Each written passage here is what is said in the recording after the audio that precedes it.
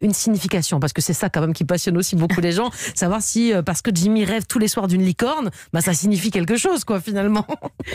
Alors oui, les rêves ont une signification, mais peut-être que ça va pas vous plaire, mais c'est pas une signification qui est commune à tout le monde. Parce qu'il y a des grands livres comme ça. Moi j'en avais acheté quand j'étais adolescente, on voyait que si on rêvait de ça, ça voulait dire ça, mais genre pareil pour tout le monde. Mais les non. dictionnaires des rêves, ça ne marche pas. Donc je casse peut-être un mythe.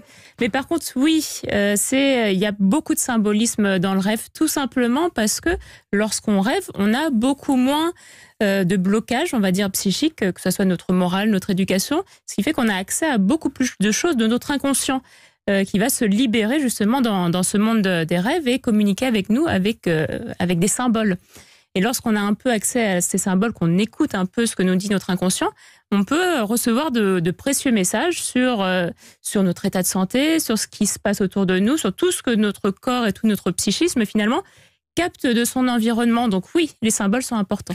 Bon, j'ai dit que je me souvenais jamais de mes rêves, c'est pas vrai. Sauf la licorne, on m'avait raconté la licorne. Non, mais je rêve souvent que Mélanie Gomez me plante un couteau dans le dos. Est-ce que par hasard les rêves ne serviraient pas à nous envoyer certains messages d'un danger éventuel?